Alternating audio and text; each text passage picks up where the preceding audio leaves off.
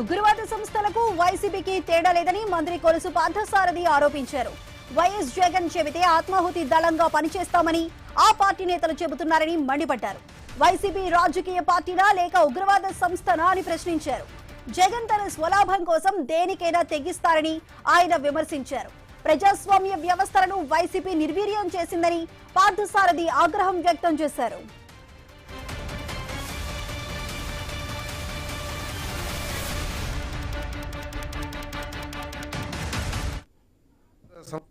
ఈరోజు రాజశేఖర రెడ్డి గారి కుటుంబ గౌరవాన్ని కూడా రోడ్డు మీదకి ఇచ్చి తన సొంత తల్లి చెల్లి రక్త సంబంధికులు కూడా శాపనార్థాలు పెట్టే స్థితికి జగన్మోహన్ రెడ్డి గారు దిగజారిపోయారని చెప్పేసి ఈ సందర్భంగా నేను తెలియజేస్తా ఉన్నా. నేను ఇంకో ప్రక్క ఉగ్రవాద సంస్థలకి ఉగ్రవాద సంస్థల నాయకులకి వైఎస్ఆర్ కాంగ్రెస్ పార్టీకి వైఎస్ఆర్ కాంగ్రెస్ పార్టీ నాయకులు వారి భావజాలానికి ఏమిటి తేడా అని చెప్పేసి ఈ రాష్ట్రంలో ప్రజలందరూ కూడా చర్చించుకుంటూ ఉన్నారు.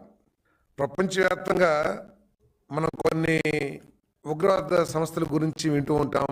ఆల్ ఖైదా కానీ ఐసిస్ కానివ్వండి, ఈ ఉగ్రవాద సంస్థల ఆలోచన విధానం చూస్తామంటే వైఎస్ఆర్ కాంగ్రెస్ పార్టీకి చాలా దగ్గరగా ఉంటాయని అర్థమవుతుందని చెప్పేసి నేను మనవి చేస్తాను. ఈరోజు రాజశేఖర రెడ్డి